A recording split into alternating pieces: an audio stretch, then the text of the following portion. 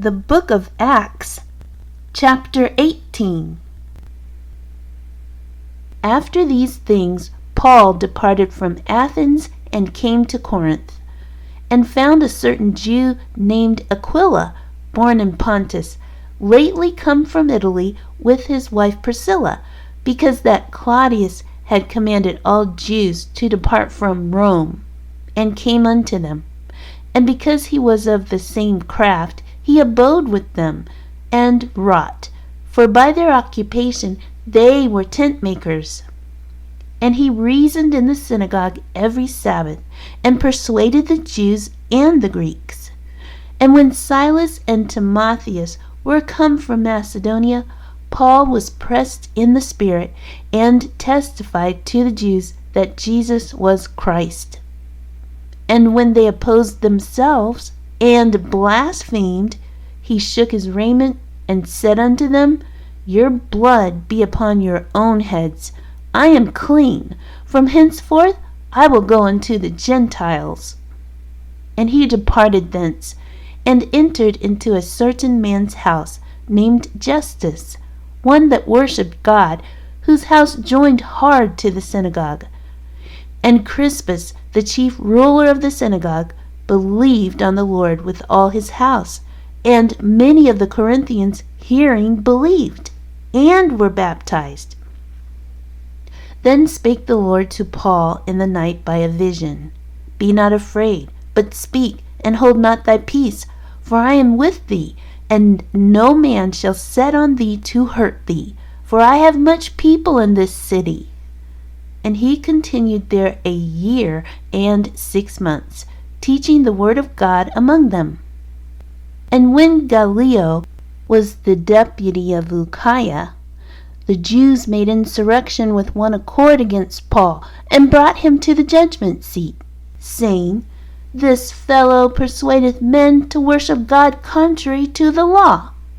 And when Paul was now about to open his mouth, Gallio said unto the Jews, If it were a matter of wrong or wicked lewdness, O ye Jews, reason would that I should bear with you.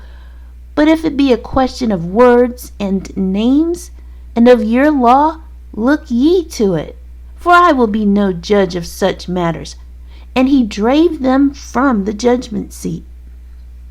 Then all the Greeks took Sosthenes, the chief ruler of the synagogue, and beat him before the judgment seat. And Gallio cared for none of those things. And Paul after this tarried there yet a good while, and then took his leave of the brethren, and sailed thence into Syria, and with him Priscilla and Aquila, having shorn his head in Kegrae, for he had a vow. And he came to Ephesus, and left them there, but he himself entered into the synagogue, and reasoned with the Jews. When they desired him to tarry longer time with them, he consented not, but bade them farewell, saying, I must by all means keep this feast that cometh in Jerusalem, but I will return again unto you, if God will.